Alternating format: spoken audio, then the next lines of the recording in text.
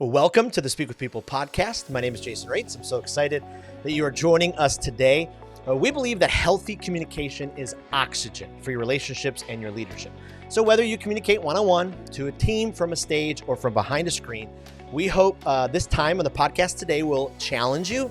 We hope it will inspire you, encourage you to communicate in healthy ways, because we know that when you do, you really will change your world with your words. Well, welcome to another week of our series, How to Tell a Really Good Story. We've been having the best conversations about the art and practice of storytelling, and we've been unraveling some of the secrets behind the art of storytelling. So if you have missed any of the weeks in this series, make sure you head to speakwithpeople.com/podcast and you can catch up. Well, in this installment, I'm so excited because we are interviewing just an incredible guest. I'm so excited. We'll tell you more about him in a second, but he's got decades of experience in the storytelling industry. He's helped individuals, organizations around the world craft powerful narratives that resonate with their audiences. I really think he'll have a unique perspective, some insights. He's sought after.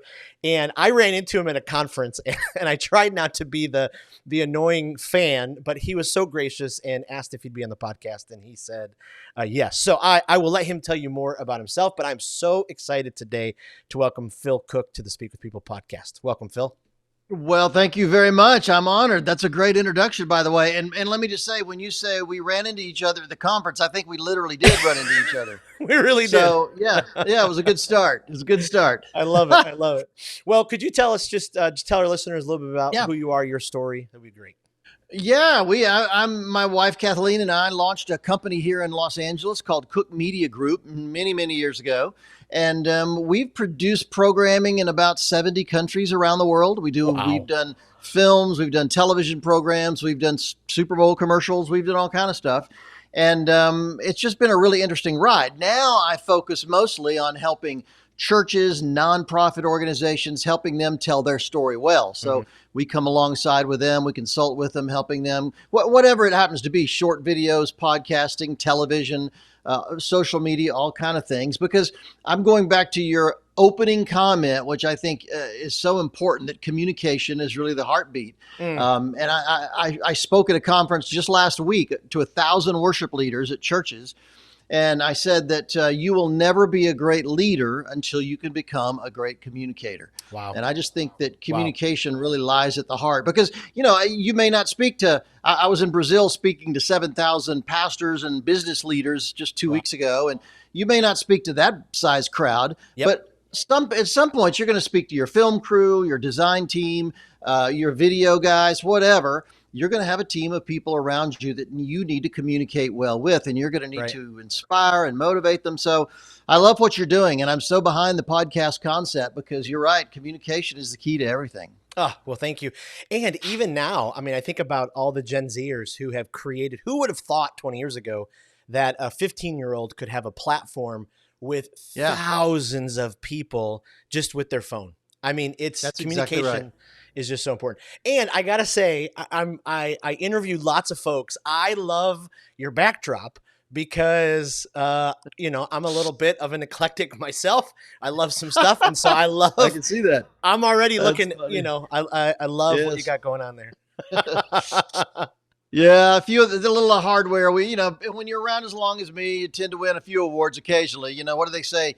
Even a broken watch can keep time twice a day. So it's we win a few things every once in a while. Hey, I love it. It's absolutely fantastic. Okay, so we've been in this series called How to Tell a Really Good Story because so often, we all know this. Story is so important. Donald Miller says the human brain longs for story, and people just want to be able to tell better stories. And so in each of these weeks of the series, we've been just trying to interview people like yourself who have a different part of the storytelling process. You've been going at this for a while, like you mentioned. Is there a pivotal moment in your career, in your story, that kind of ignited your passion for storytelling? I'd love to hear that. That's a great question, actually. I'm so old that I started out with a Super 8 film movie camera. My dad had a Super 8, you may remember those, 3-minute little film roll. I didn't know how to edit. I didn't think you could edit. So, but I had 2 or 3 buddies from high school, and we would make movies. We made a space movie, a mafia movie, an army movie. We just love making these short little 3-minute films. And and it never crossed my mind that I could do this for a living. And I went to college, 1,000 miles away. And literally the first day I'm at college unpacking my suitcases, a couple of my films rolled out of my suitcase. I thought I'd bring them along. I took my dad's camera. I thought, well, maybe I'll find somebody in college that would like to do this. And a guy literally across the hall, Rod Carlson, I'll never forget his name. He said, look, I'm taking a film class and I can show you how to edit your little film. Like I say, I didn't even know you could cut film. So that night, literally, we went down to the film department and we were working for hours cutting my little film. He was showing me some techniques. And as it got late into the evening, I discovered the professor was there. And he had been working on a project of his own in the back room. And as he's leaving, he comes over, introduces himself, and said, I've got students that have been taking film classes for 2 and 3 years that still don't do this well. He said, I've been watching your little film out of the corner of my eye. And he said, would you mind if I showed it in our class tomorrow? And I said, well, sure, if I can sit in on the back row. Right. And so the next day I go to the class, I give him the film, we thread the projector, I sit on the back row. And trust me, it was not a great movie by any means, but they showed my movie. And at the end of it, the class discussed it. And this thought hit me. It may be the most crystal clear moment of revelation I've ever had in my whole life, that if I can do something with a camera that makes people talk like this is what I'm supposed to do with my life. Wow. And I literally changed my major that day and I've never looked back. And I just recognized right away that the power of that camera to tell stories, to impact people's lives, is just so remarkable. So I just started focusing on that. And like I say, I never looked back. And here we are after all those years. I love it. So fast forward all these years, do you get excited with how quickly technology has advanced and that, people can be filmmakers with their phones? Do you think it's taken away from the art at all? Or is it's just all exciting? It's exciting and it's exhausting, to be honest. When I started out, a professional broadcast video camera cost $250,000. Today, my iPhone, like you say, has a better image than that camera did. Wow. And so there are a couple film festivals in the U.S. for feature films shot on iPhones. And so I tell people, look, don't wait. When I was young, I had to go find an investor. I had to go find somebody with money or somebody that owned equipment to help me go make a film. Today, you've got this. There's just an amazing amount of things you can do. I met a director of photography here in Los Angeles, in Hollywood, just the other day, a woman who's a brilliant camera operator. She does major projects. All she shoots with is an iPhone. And she's got these amazing handheld rigs and telescopic rigs and things she uses with it. But it just reminded me that there's no reason to complain. Don't wait. Don't wait for your big break. Don't wait for that, the money. Don't wait for an opening at the studio. Just start making your movies now, telling your stories now. I love that. Okay, so hopping into the art of storytelling. So in your experience, I'd love to know, what for you makes a story truly memorable, impactful? Are there any elements or techniques that for you are like, these are a must? They've got to consistently be a part of this. Well, it's interesting. There's a number of things about storytelling that really stand out for me. One of them is I think people that struggle to tell a story well need to start with their own story. And I tell people the importance of your origin story really matters. People want to know how you got started. Like your question, Phil, how did you get started in, telling stories? And my whole film class situation. People are fascinated with how you got your start. And so, if you look at the collectible comic book market, Iron Man, Batman, Superman, the really rare collectible comics, the most expensive ones are origin stories. They're how Iron Man got started, how Daredevil got started, or Batman got started. People are just fascinated with origin stories. So I always tell people, start with your origin story. How did you get started? How did you meet your husband, your wife? How did you launch your company? Whatever it is. And here's something that fascinates me. And that is, I meet people every day that never think of incorporating that story into what they do for a living. Yes. You may sell insurance. You may be a filmmaker. You may be a college coach, whatever you are. I want to tell you, if you want to be unique and different and stand out from everybody else, start incorporating your personal story into what you do. Mm. And that, nobody has your personal story. Nobody has your background, your history, your family. And so Yes. you start incorporating that into the work that you're doing. I'm telling you, it's going to immediately put you on the map because it's going to separate you from the pack. Wow. Wow. I've been a speaker for 20 some years, and I share a lot of stories, have just always loved them. And typically what people will say to me is stories about my life. They'll say, I just don't have any stories like you do. And I think you just nailed it. We all do. Go back and start thinking about those stories in your life. Yes, you may have not have witnessed your best friend's mom vacuuming up their pet bird, which happened to me, but I guarantee, that's so Yeah. good. We all have these stories. So in Yeah. your career, if I've gathered right, you've worked with kind of this really diverse range, Hollywood Yes. studios, nonprofits, churches, businesses. How do you take your storytelling approach to cater, such different audiences, different purposes? Does it basically just work the same, or do you have to approach, each one a little differently? Not at all. Actually, I think obviously there's some overriding principles, but one of the key things that's important to me is how you tell a story is just as important as the story you tell. Mm. So for one thing, that means you've got to, if you're going to be a filmmaker, you can't just have a great story. You've got to be a great filmmaker if you're going to really do something spectacular. You've got to be a great writer. If you're going to be a speaker, you've got to really practice and practice and practice and be an extraordinary speaker. I just think that the way you tell the story is just every bit as important as the story you tell. So number one, be really good at how you do it, how you tell it, whatever medium that might be, whatever format it might be. In the same way with what I do with different clients, my church audience might be different than a Hollywood studio audience, which is different than a business audience. It's different from a Super Bowl audience. So I have to constantly be thinking about how do I tell this story in the unique way that I'm challenged to here. Who's the audience? What's the platform I have? What is the equipment and the tools that I have? If you think about those things, suddenly those things will all start coming together in a different way. Because as you know, how many times you've read a book and then went to see the movie and the movie wasn't nearly as good as the book. Right. Occasionally it's better. But how you tell it, every platform you tell it on, it changes the story. And so it's really important to remember that a story is not just in isolation. How you tell it really does matter. Boy, that's so good. So when it comes to storytelling, I mean, it feels like people have always craved authenticity, but how important is authenticity when you're telling a story, when you're trying to connect with audiences, especially in film, in video? How can you bring that authenticity alive so they can feel that? Well, it's interesting that that's so true. I kind of use the word reality even more than authenticity because I want my stories to be real. I want them to be real. I think people can spot a fake a mile away, particularly younger people today who are the most marketed to, sold, pitched generation in history. Yes. They can spot a con a mile away. So we have to be terribly, terribly real. And for the Christians that are listening or watching, I have to say that we have a saying in Hollywood that Hollywood is great at making fake things look real, but Christians are great at making real things look fake.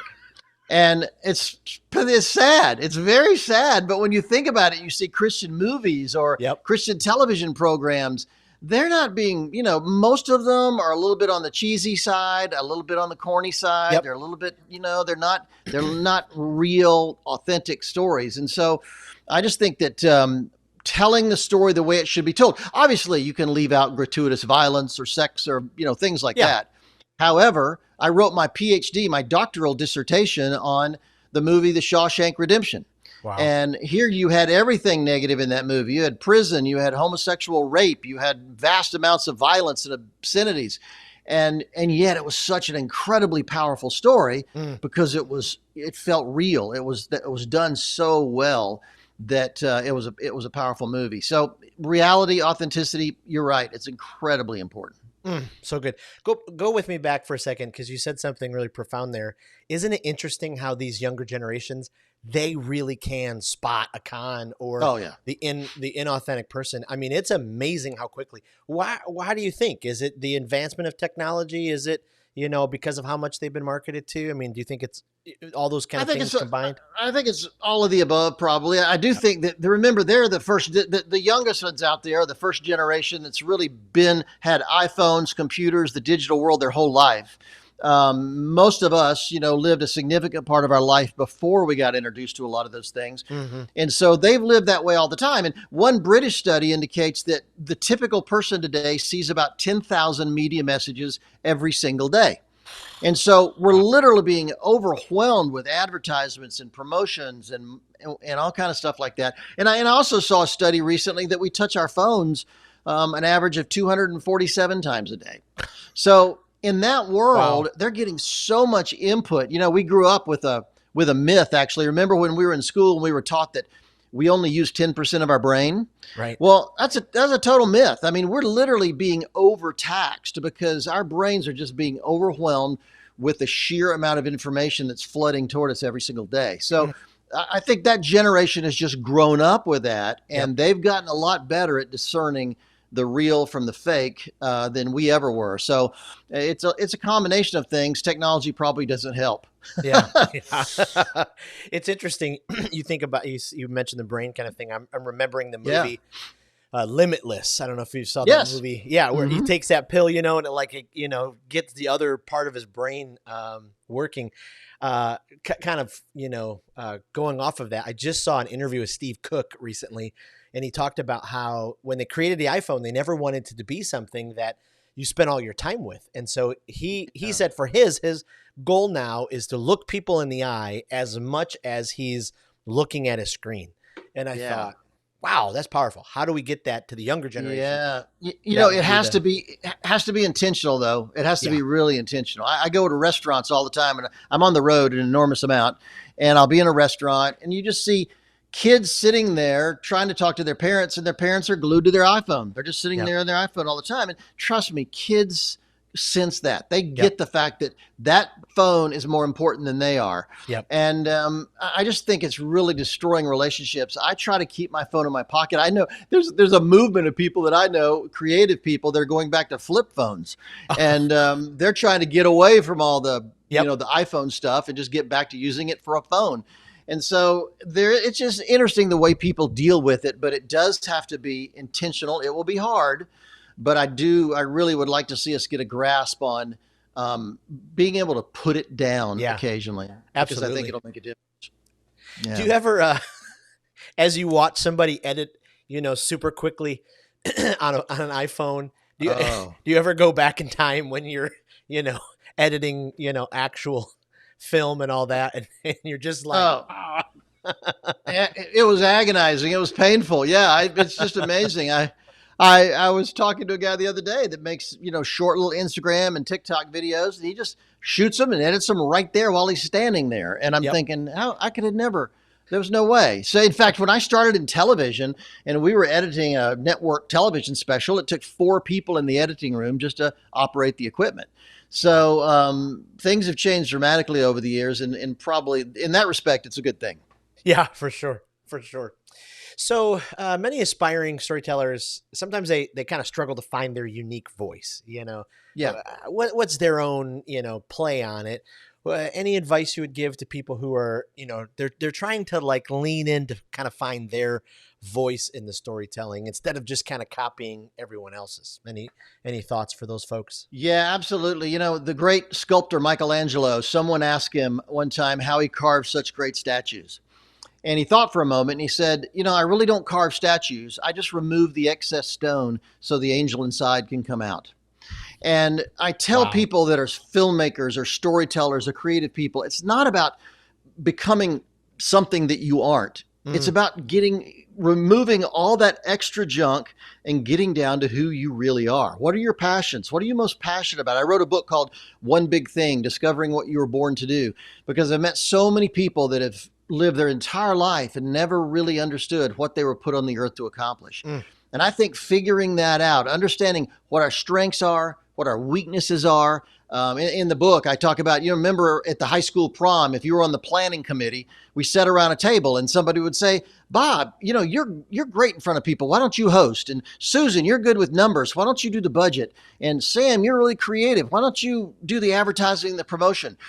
Other people notice what we're good at, and sometimes we don't. So take that time to sit back and find out what makes you different from everybody else that you know. What do you do? What do you do that comes fairly easy for you? Even though you work at it, it comes easier to you than it does for most other people.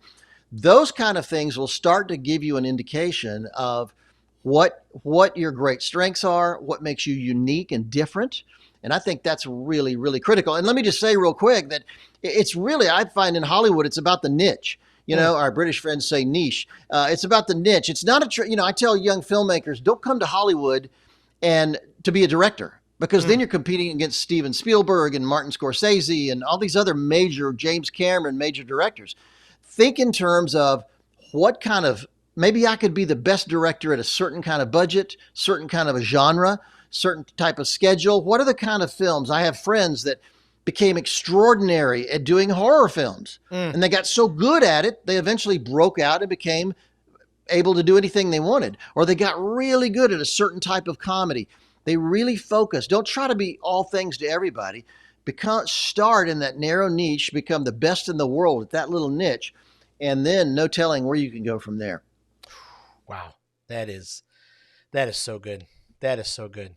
I'm sorry, it was a mouthful. I didn't mean to explain so much. I apologize. No, I love it. I love it. I wrote a ton of those notes down. That was absolutely fantastic, because you're right. I mean, we kind of live in a copycat culture now, and so it's so great when we can and it's great to learn from other people, but to be able to do that. Storytelling is obviously just not words. I mean, for the speaker, it's not just words. For video, a videographer, it's not just words. It's visual, sound, body language. How can speakers or videographers kind of use all of those elements in a story? Because I think sometimes people, I see this a lot in churches for sure. The pastor's up front telling a story, and they leave out images, and they leave out props, and they leave out any bit of creative items that could bring the story alive. I'm not sure why they do that, but any advice to, storytellers that want to bring the whole story alive and how to use all those other mediums?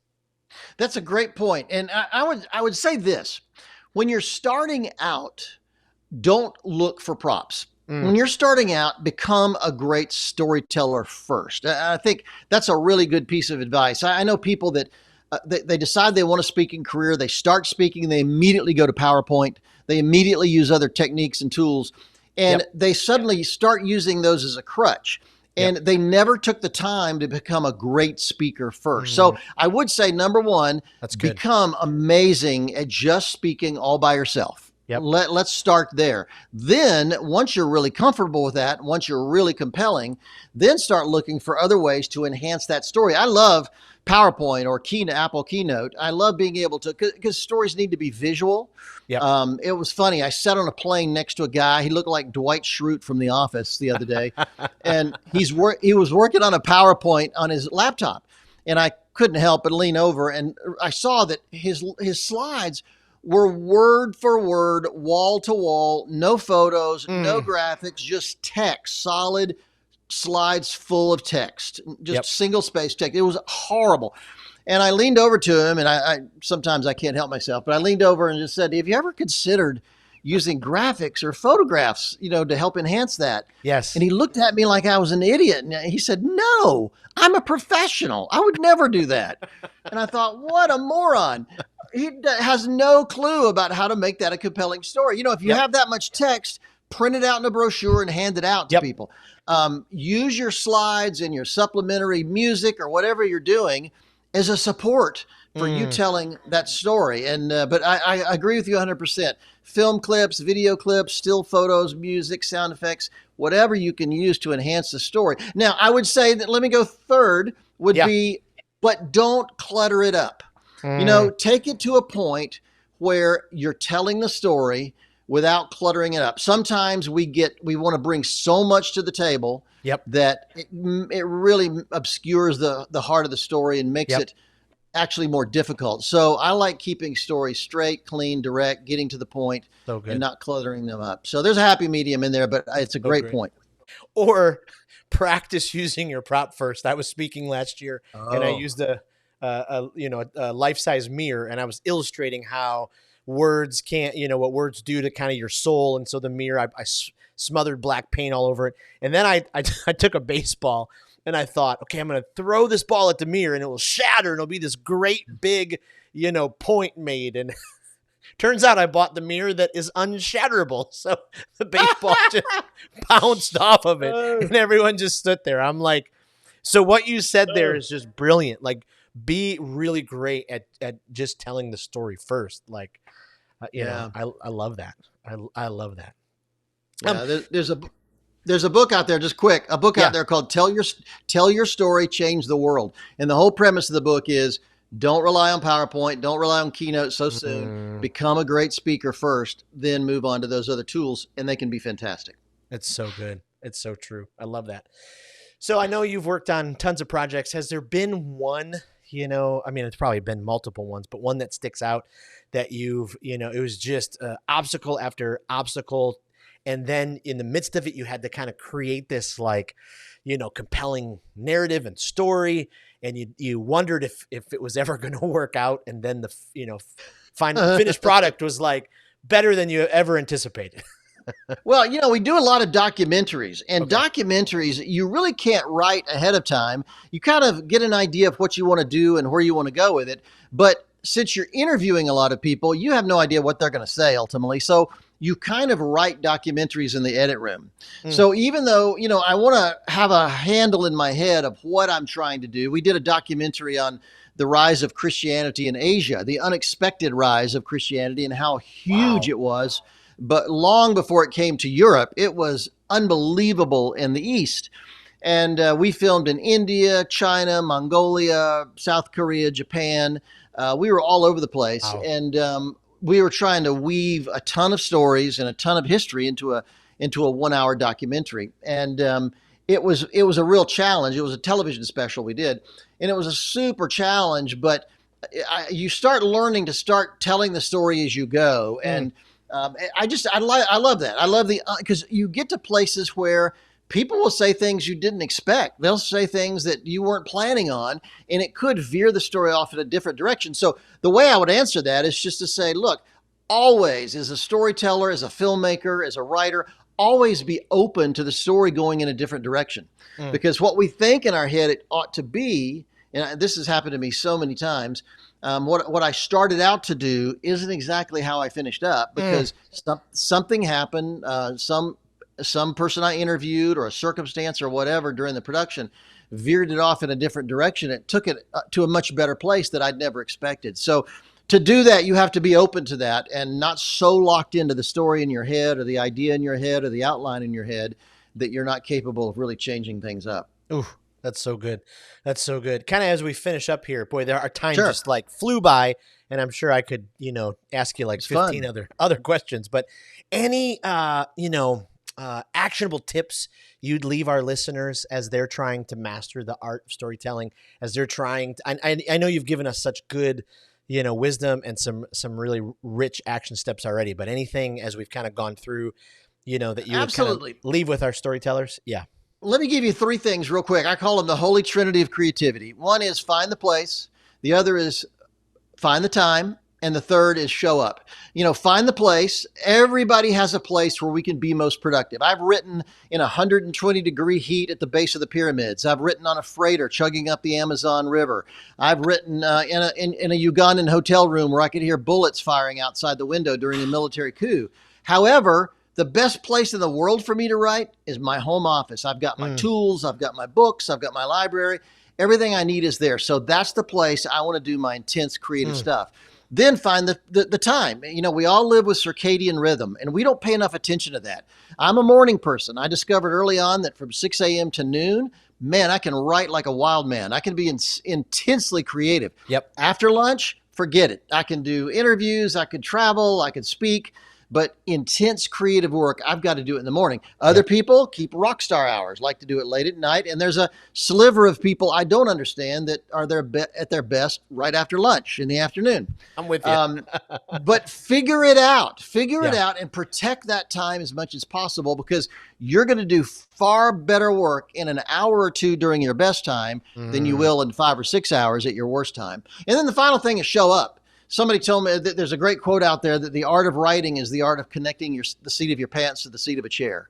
And I think it's really true. We want to call ourselves storytellers or graphic designers or filmmakers or writers. But if that's true, you need to be doing it every day. Every day. We need to take it seriously. When I was in college, I dated a girl who wanted to be a concert pianist. She practiced 4 hours every single day. No matter what, she would practice 4 hours every day. Now, it ruined our, romantic life, but boy, was she an amazing pianist, and Yes. she achieved her goal. So I just think that we have to consider, if we're going to do this, look at ourselves like a professional and find the right place where you can do your best work. A lot of research indicates a custom designed workplace is far more creative than a workplace designed by somebody else. Figure out the time of day to be there, and then finally show up every day and do great work. And that is what'll really open the floodgates for your creativity. I love that. I love that. Well, hey, before I let you go, let me ask you just a few rapid fire questions. Our listeners can kind of keep getting to know you. And these are kind of fun because we learn a lot, through these. So they may be fun for you. They may be fun for you, but they're terrifying for me. Let me just say that. I love it. Well, do you have a favorite speaker when it comes to, every time you listen to the speaker, you're just, they cause you to lean in, you're blown away by them. I have 4 or 5 of them. Erwin McManus, pastor of Mosaic Church here in Hollywood, is one of those guys. I think Erwin is a master storyteller, and I think he's an extraordinary communicator. Early on in my career, I was a big fan of John Maxwell. I just think he did some things for leadership out there that were just remarkable, and I've gotten to speak with him at a couple events, and it's just a magnificent thing. So I have to think of some others. There are others that I love listening to, and I think they're, for a lot of different reasons, I go with different kind of speakers, but those would be 2 right off the top of my head. I love it. Do you have an absolute favorite movie? One that you can just, I get asked that all the time, and I'm embarrassed to say I don't, but there's a wide range, like everything from The Godfather to Shawshank Redemption, like I mentioned earlier. But there's a lot of classic movies like Citizen Kane I'm a big fan of. And so, I don't know, I'm all over the map. I just love movies, and I'm all over the map. And, and I have this one area in my life where I just need to see something explode. So I'm a James Bond fan, big action movies. There's sometimes, as a guy, you just need something shot. And so that's fun too. So I like a wide range of them. Well, this weekend I saw Equalizer 3 with Denzel Washington, and my goodness, it was incredible. Okay, last rapid fire question. Do you have a favorite location that you've, shot a movie, a project on? It was interesting. Early in my career, I was asked to do a documentary on a medical team at the headwaters of the Amazon. We flew into Manaus, which is a big city halfway up the Amazon River, took a light plane 4 hours deeper into the jungle, landed on a dirt strip. Then we took a freighter, big old freighter, up 2 more days up the Amazon, and then spent the final day in traveling by canoe. We got to a village that was so remote they had rarely seen any white person at all. Wow! And I was there a month. We were there filming for a month. This is before cell phones, and had a nuclear bomb going off and somewhere else in the world I would have never known. We were so deep into the Amazon, just at the headwaters. And that was just a profound experience for me, being that far away from anything I'd known before. And I'll never forget that. And it's maybe that was what has burned in me, this desire to travel. I like I say, we filmed in 70 countries, but I've traveled to many, many more. I was in Brazil for 10 days last week, and now I'm going to India for 10 days next week. And I'm just on the road all the time, and I absolutely adore it. I just absolutely love it. I told my wife I will probably die in an obscure, cheap hotel room somewhere in some weird part of the world, but that's the way it is. I love it. I love it. Well, Phil, I can't thank you for this time. I mean, this has just been so It's rich. been fun. I know it's going to help, many, many people. Kind of point us to, where we should find out more about you online. Sure. PhilCooke.com. I'm Cooke with an E. PhilCooke.com is my blog and kind of the center for everything. Our company is CookeMediaGroup.com. But my blog is where it's at, where you can get my books, connect with my podcast. That's kind of the home base for everything I do. PhilCooke.com. Thanks for asking. Absolutely. And we'll definitely put all that stuff in the show notes. And I'll put a link. Typically what we do is we get books of our guests. And then we do giveaways. We have a Facebook group, and so we'll give them away in there. And I had gotten your book Ideas on a Deadline after I heard you speak back in the summer when we were at the NRB, and I passed it on to a friend. So I will have some to be able to give. I'll send you some more. That'd be amazing. Some more, no problem. I would absolutely love it. Thank you again for your time, and so appreciate it. Been great. Thank you. And thank you, listeners, for joining us at the Speak with People podcast. We're so excited that you have taken this time. By the way, don't forget, we have a Facebook group with hundreds of leaders from around the country who are all working hard to elevate the importance and practice of healthy communication in our lives. Just go to Facebook, search Speak with People, and you'll find the Facebook group. Thanks again. Hope today you've been challenged, encouraged to elevate the importance and practice of healthy communication in your life and leadership. And my hope is that you will use that to speak with people and not at them. We'll see you next week. Thanks so much.